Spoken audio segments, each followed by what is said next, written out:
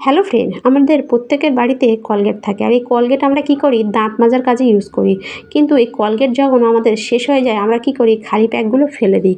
কিন্তু এই খালি প্যাকগুলো ফেলে না দিয়ে এগুলো দিয়ে আমাদের অসাধারণ কিছু কাজ আমরা করে নিতে পারি আমাদের সংসারের। তা সেরকমই কিছু টিপস আমি আজকে আপনাদের কাছে শেয়ার করব। আশা করছি টিপসগুলো জানলে আপনার কাজটা অনেকটা সহজ হয়ে যাবে এবং অনেক কিছু আপনারা অজানা কিছু আপনারা জানতে পারবেন। তা ভিডিওটা শুরু করার আগে যারা আমার চ্যানেলে নতুন আছেন তারা অবশ্যই সাবস্ক্রাইব করে আমার পাশে থাকবে, পাশে বেল আইকনটা বাজিয়ে দেবেন। তা চলুন চলে যায় প্রথম টিপসে। তা দেখুন, কলগেটগুলো যখন শেষ হয়ে যায় তখন এই খালি প্যাক আমরা যদি এইভাবে একটু কেটে নিই, কেটে নিয়ে দেখবেন এর ভেতরে অনেকটা কলগেট থাকে। তো এটা আমরা কি কাজে লাগাবো? তা দেখুন, আমাদের প্রত্যেকের বাড়িতে এরকম বাচ্চাদের জুতো থাকে। তা দেখবেন তারা এরকম ইউজ করার পর এই জুতোগুলো কি হয়, নোংরা হয়ে যায়। তা হয়তো আমরা হঠাৎ কোথাও যেতে যাই তখন দেখবেন জুতোগুলো যখন ময়লা থাকে দেখতে খুব খারাপ লাগে, বা এগুলো হয়তো তখন ভিজালে এগুলো আর শুকাবে না। তা আমরা যদি এই কলগেট দিয়ে, সামান্য একটু কলগেট দিয়ে এভাবে এই সাদা বর্ডারের উপর এভাবে লাগিয়ে তাতে সামান্য একটু জল, একটা ব্রাশ, বাড়িতে থাকা খারাপ ব্রাশ নিতে হবে, নিয়ে এরকম ব্রাশে সামান্য একটু জল ভিজিয়ে এইভাবে যদি আমরা একটু ডলে নিতে পারি তাহলে দেখবেন একদম না ভিজে এই জুতোটা একদম নতুনের মতো চকচকে হয়ে যাবে। তা আমি আপনাদের সামনেই করছি। আর আমি ফেলে দেওয়া যে প্যাকেটটা থেকে আমি এটা নিয়েছি, কলগেটটা নিয়েছি। তা দেখুন এইভাবে ভালোভাবে একটু ব্রাশটা দিয়ে এভাবে একটু একটু করে ভিজিয়ে নিয়ে এভাবে ডলে নিতে হবে। এটা ডলে নেওয়ার পরে দেখবেন এই যে সাদা বর্ডারটা একদম চকচকে হয়ে যাবে, আর না ভিজিয়ে আর জুতোটাও ভিজবে না। তা দেখুন এভাবে একটু ভালোভাবে ঘষে তারপরে আমি আপনাদের দেখাচ্ছি এটা কেমন হয়। তো দেখুন আমার ঘষা হয়ে গেছে। এরপর আমি একটা সুতির কাপড় বা যে কোনো একটা নেটের জালি বা আপনারা নিতে পারেন, নিয়ে এভাবে একটু সামান্য ভিজিয়ে ওটা নিয়ে ভালোভাবে নিংড়ে এভাবে মুছে নিলে দেখবেন এটা একদম চকচক হয়ে গেছে। তা দেখুন, এটা আমার মোছা হয়ে গেছে ভালোভাবে মুছে, তারপর আমি আপনাদের দেখাচ্ছি। তা দেখুন দুটো জুতোর মধ্যে তফাৎটা দেখুন। আর আমি এখানে একটা পরিষ্কার করেছি আর আরেকটা করিনি। তো দেখুন এটা কতটা কালো, আর এটা দেখুন কতটা চকচক করছে। দেখুন এভাবে সামান্য এই কলগেটের প্যাকেট ফেলে না দিয়ে, এই কলগেট দিয়ে আপনারা এভাবে জুতোগুলো এভাবে খুব সুন্দরভাবে পরিষ্কার করে দিতে পারেন। তো অসাধারণ একটা আইডিয়া, এটাও চাইলে আপনারা ফলো করে দেখতে পারেন। তো এরপরে চলে যাবো আমি আরেকটা টিপসে। দেখুন আমাদের প্রত্যেকের বাড়িতে এরকম ছুরি কাঁচি থাকে। তো এগুলো দেখবেন কিছুদিন রাখার পর এগুলো মরিচা ধরে এরকম কালো হয়ে যায়। তা আমরা হয়তো আবার এগুলো ঘষাঘষি করে বা হয়তো দোকানে দিয়ে এগুলো আবার ধার করে নিয়ে আসি বা এগুলো চকচকে করে নিয়ে আসি। কিন্তু আমরা হয়তো জানি না যে কলগেট দিয়ে আমরা একদম নতুনের মতন এটা পরিষ্কার করে নিতে পারি বা এটা একদম ধার করে দিতে পারি। তা দেখুন কিভাবে করবেন। তা আমি এই কলগেটের যে প্যাকেটটা কেটেছি তার থেকে এই কলগেটটা আমি ভালোভাবে একটু দু সাইডে লাগিয়ে দেবো। তো এইভাবে ভালোভাবে লাগানোর পর আপনারা কি করবেন, এটা 5 মিনিট রেখে দেবেন। এভাবে শুকানোর জন্য 5 মিনিট এটা রেখে দিতে হবে। এটা 5 মিনিট রাখার পর তারপর আপনারা কি করবেন, নিয়ে নেবেন বাড়িতে থাকা একটা খারাপ ব্রাশ। এভাবে খারাপ ব্রাশ নিয়ে এভাবে একটু ব্রাশটা একটু হালকা ভিজিয়ে নিতে হবে, নিয়ে এভাবে একটু ডলবেন। এভাবে ডললে দেখবেন এতে যা মরিচা ধরে থাকবে একদম উঠে যাবে, আর এটা আবার একদম ধারালো হয়ে যাবে। তা আমি আপনাদের সামনেই করছি, আর এতে আমি আর অন্য কিছু ইউজ করিনি, সামান্য একটু বাড়িতে থাকা কলগেটই আমি এখানে শুধু দিয়েছি। তা দেখুন এভাবে আপনারা এই একটা ব্রাশ নেবেন। আপনারা যদি করতে চান হাত দিয়ে করতে যাবেন না, তাহলে হাত কেটে যাওয়ার ভয় থাকবে। তারপর দেখুন আমি ধুয়ে আপনাদের দেখাচ্ছি। তা দেখুন ছুরিটা দেখুন কতটা চকচকে হয়ে গেছে, আর এর যে মরিচাটা ছিল সেটা পুরোটাই উঠে গেছে। তো অসাধারণ একটা টিপস, এটাও চাইলে আপনারা একবার হলে করে দেখবেন, আশা করছি আপনাদের অনেকটা কাজে লাগবে। তো এরপরে চলে যাবো আমি আর একটা টিপসে। তো দেখুন আমাদের প্রত্যেকের বাড়িতে এরকম চার্জার থাকে। তা চার্জারগুলো দেখবেন ইউজ করার পর দেখবেন এরকম নোংরা হয়ে যায়। তো এটা আমরা তো কারেন্টের জিনিস যেহেতু, তো এটা আমরা জল দিয়ে তো পরিষ্কার করতে পারবো না, সার্ফ সাবান দিয়ে।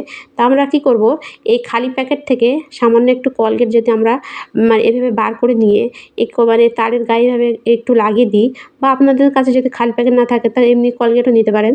তো নিয়ে এভাবে দেখুন প্যাকেটের মধ্যে কতটা কলগেট ছিল। এভাবে ফেলে দেওয়া কলগেটের মধ্যে থেকে এভাবে কলগেট আপনারা নিতে পারেন। নিয়ে আপনারা কী করবেন, এভাবে তারে এভাবে একটু লাগিয়ে দেবেন, দিয়ে এটাও আপনারা 2 থেকে 3 মিনিট এভাবে রেখে দেবেন। রেখে দেওয়ার পর আপনারা কী করবেন, নিয়ে নেবেন একটা জালি এরকম। তো জালিটা সামান্য একটু ভিজিয়ে নিতে হবে, নিয়ে এভাবে একটু ডললে দেখবেন এর যে ময়লাটা থাকে গায়ে এটা একদম সুন্দরভাবে পরিষ্কার হয়ে যাবে। এই সামান্য কলগেট দিয়ে আপনারা এই কারেন্টের তার বলুন বা এরকম চার্জার আপনারা একদম নতুনের মতন চকচকে ঝকঝকে করে নিতে পারবেন।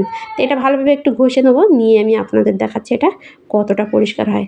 তা কলগেটের প্যাকেট ফেলে না দিয়ে এভাবে আপনারা অনেক রকমভাবে কাজে লাগাতে পারেন। তো দেখুন আমার এটা ঘষা হয়ে গেছে। এরপরে আমি একটা শুকনো কাপড় দিয়ে ভালোভাবে একটু ঘষে নিচ্ছি। আর দেখুন তো ঘষে আমি আপনাদের দেখাচ্ছি এটা কেমন হয়।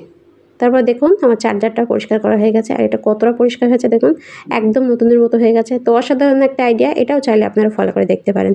তো এরপরে চলে যাব আমি আর একটা টিপসে। তো দেখুন আমাদের প্রত্যেকের বাড়িতে এরকম যে স্টিলের ট্যাপগুলো থাকে, এগুলো দেখবেন বেশি দিন ব্যবহার করার পর এরকম কালো হয়ে যায়। স্টিলের যে একটা গ্লেজ থাকে, গ্লেজটা নষ্ট হয়ে যায়। তা আমরা কি করব, আমরা যদি এরকম মানে কলগেটের এই মানে খালি প্যাকেটগুলো কেটে এভাবে যদি যে এর ভেতরে যে পেস্টটা থাকবে, বা আপনারা এমনিও পেস্ট নিতে পারেন, নিয়ে এভাবে যদি আপনারা একটু লাগিয়ে দেন, লাগিয়ে কি করতে হবে, এভাবে ভালোভাবে লাগিয়ে তারপর আমি আপনাদের দেখাচ্ছি এটা কি করব। তো এভাবে ভালোভাবে লাগিয়ে এটা আমি 5 মিনিট মানে 2 থেকে 3 মিনিট এটা আমি এভাবে রেখে দেবো। রেখে দেওয়ার পর তারপর আমি আপনাদের দেখাচ্ছি।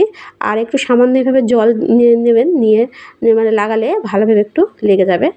তো ভালোভাবে একটু আমি এই কলের মাথায় বা এই গোড়ায় ভালোভাবে একটু লাগিয়ে দিচ্ছি। আর এটা কতটা মানে নোংরা হয়েছিল সেটা আপনারা দেখেছেন। এরপর আমি আপনাদের এটা 5 মিনিট পরে দেখাচ্ছি এটা আমি কী করি। তারপর দেখুন আমার 5 মিনিট হয়ে গেছে। এরপর আমি কী করব, আমি যে কলগেটের যে পেস্টটা কেটে নিয়েছিলাম, এটা দেখুন এর ভেতরে যে স্টিলের মানে এই উল্টো পিঠ ভেতরের পিঠটা দিয়ে এই স্টিল মতো যেটা, সেটা দিয়ে আমি এটা ঘষবো। তো এইটা দিয়ে একটু ঘষলে দেখবেন এটা একদম নতুনের মতো চকচকে হয়ে যাবে।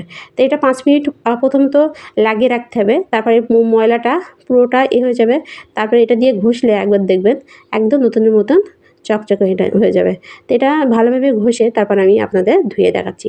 তা কলগেটের পেস্ট ভুলেও ফেলবেন না। না ফেলে এই পেস্টের ভেতরে যে কলগেটটা থাকবে, এভাবে আপনারাও চাইলে বাড়িতে থাকা অনেক কাজ আপনারা এভাবে করে নিতে পারেন। তো এটা ভালোভাবে ঘষা হয়ে গেলে তারপর আমি আপনাদের দেখাচ্ছি এটা কতটা ক্লিন আর কতটা পরিষ্কার চকচকে ঝকঝকে হয়ে যায়। এরপরে দেখুন আমার ঘষা হয়ে গেছে। এরপর আমি ধুয়ে আপনাদের দেখাচ্ছি এটা কতটা পরিষ্কার হয়। তো দেখুন কতটা ক্লিন আর কতটা পরিষ্কার হয়ে গেছে, আর কতটা এটা অবস্থাটা আপনারা দেখেছেন প্রথমে। আর এটা দেখুন একদম নতুনের মতো চকচক করছে।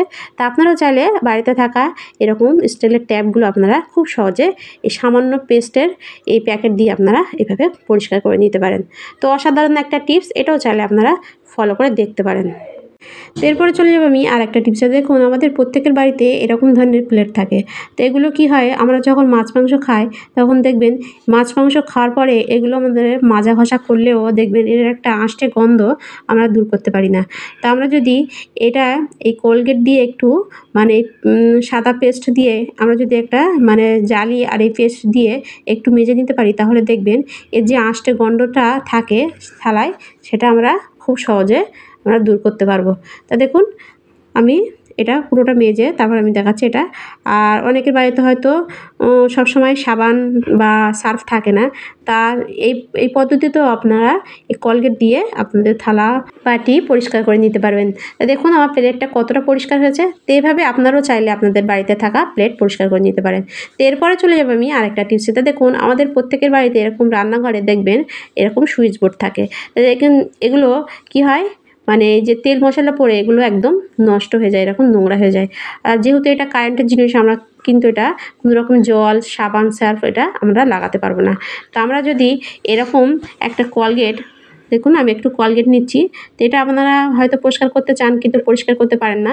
তো এভাবে আপনারা যদি একটু কলগেট নিয়ে এটা দেখুন আমি কীভাবে লাগাচ্ছি, এভাবে একটু লাগিয়ে একটু সব জায়গায় এভাবে একটু লাগিয়ে তারপরে বাড়িতে থাকা একটা ব্রাশ, খারাপ ব্রাশ নেবেন, নিয়ে ব্রাশটা একটু ভিজিয়ে এটা ঝেড়ে নিতে হবে যেন জল একদম না থাকে।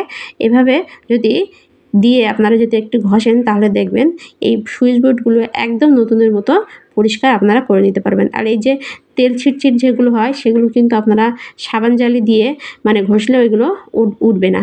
তো আপনারা যদি এই কলগেট দিয়ে এগুলো ঘষেন তাহলে দেখবেন খুব সহজে আপনারা এই যে তেলের যে ছিটগুলো আপনারা খুব সহজে তুলে নিতে পারবেন।